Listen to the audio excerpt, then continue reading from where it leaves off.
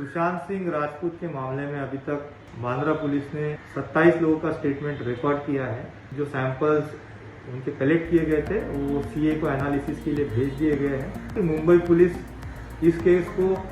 इस sensitive case को बहुत ही प्रोफेशनल तरीके से हैंडल कर रही है और आप पुलिस में विश्वास रखिए, जो सच है वो सबके सामने पुलिस लाएगी। दोस्तों, सुशांत सिंह राजपूत के केस में मोड़ पे मोड़ एक के बाद एक नया कड़ी सामने आ रहा है और इससे कि पता चला है सुशांत सिंह राजपूत का जो ये वाकया हुआ था वो नेचुरली अननेचुरल था और इसके पीछे किसी का भी हाथ हो सकता है। और ये जो रिपोर्ट है, रिपोर्ट बहुत जल्द आने वाला है सीबीआई के पास, क्योंकि इंडिया की टॉप जो इंस्टीट्यूशन है एम्स, टॉप जो जगह है, जो हॉस्पिटल है, हॉस्पिटल चेन है, वहां पर भेजा गया है। और ये जो फॉरेंसिक जांच है, एक्चुअली ये फॉरेंसिक जांच नहीं है, ये फॉरेंसिक सेकंड ओपिनियन दिया जाएगा और इसको डायरेक्टली हैंडल कर रहे हैं सुधीर गुप्ता जी, जो कि फॉरेंसिक टीम का हेड है एम्स में। और मुंबई पुलिस सीबीआई के साथ असहयोग कर रहे थे, इसका पता हमें चल गया है, हमें नहीं सबको ही चल गया है और सीबीआई से ये बात सामने आ भी गया है।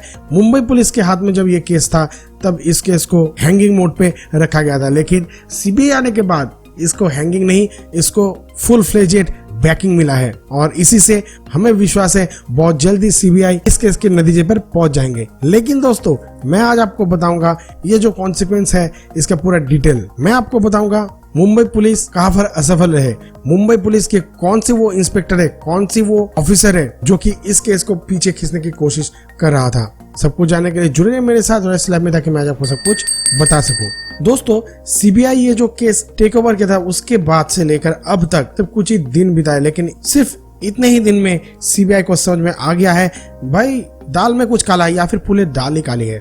इसलिए सीबीआई का जो निशाना था सबसे पहले था मुंबई पुलिस के ऊपर। जी हाँ, सीबीआई चाहते थे कि असल में जो जांच हो रहा था वो जांच में क्या इशू था, इशू को अगर बाहर निकाला जाए तो ही सबसे बेस्ट होता है। और इसीलिए सीबीआई ने मुंबई पुलिस की जो ऑफिसर से इन्वेस्टिगेशन ऑफिसर उन लोगों को बुलाया है, उनमें से 2 इन्वेस्टिगेशन ऑफिसर को बुलाया है और उनमें से एक है चीफ इन्वेस्टिगेशन ऑफिसर। और सीबीआई उनसे इंटरोगेट करेंगे, पूछताछ करेंगे, उसे जानने की कोशिश करेंगे कुछ ऐसी बातें जो कि सीबीआई के पल्ले नहीं आ रहा है। वो जो सबसे पहला बात है, इतना दिन क्यों, इतना दिन तक अभी तक कोई नतीजा क्यों नहीं निकला है।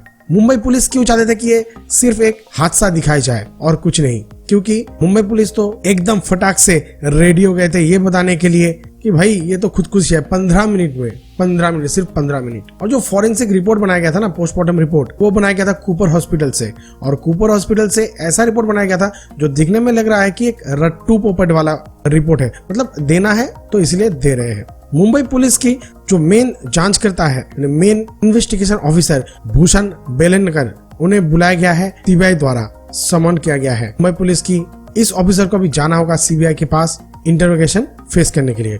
और इसके साथ साथ पुलिस के सब इंस्पेक्टर जगताप, इनको भी बुलाया गया है जांच पड़ताल करने के लिए, इंटरोगेशन के लिए। इन लोगों को डीआरडीओ को जो गेस्ट हाउस है कलीना पर, वहां पर पूछताछ के लिए बुलाया गया है। इसके साथ साथ और एक पुलिस वाले को यानी पुलिस ऑफिसर को समन किया गया था, मतलब इंटरोगेशन के लिए बुलाया गया था, लेकिन वो सक्सेसफुल नहीं रहा क्योंकि वो जो तीसरे पुलिस वाला है, तीसरा जो पुलिस ऑफिसर है वो अभी कोविड पॉजिटिव है, तो वो तो अभी नहीं आ सकते हैं। और इनमें एक सरसों में भूत वाला बात तो है, जो मेन चीफ इन्वेस्टिगेशन ऑफिसर थे भूषण बेलनकर, उनके कॉल लिस्ट पे संदीप सिंह को पाया गया है। जी हाँ, जो कि कुछ हद तक एक्विजिशन लिस्ट पे सीबीआई के हाथ में है, मुंबई पुलिस के हाथ में भी था। शायद मुंबई पुलिस के हाथ में जो एक्विजिशन वाला था वो दिखाने का एक था, लेकिन सीबीआई के हाथ में जो एक्विजिशन वाला लिस्ट है उसमें तो भाई ये सीरियस बात है। और इससे भी अच्छा जो बात है, कॉल रिकॉर्डिंग निकाला गया है, कॉल रिकॉर्डिंग पाया गया है, लेकिन सीबीआई के हाथ तक अभी पहुंचा नहीं है।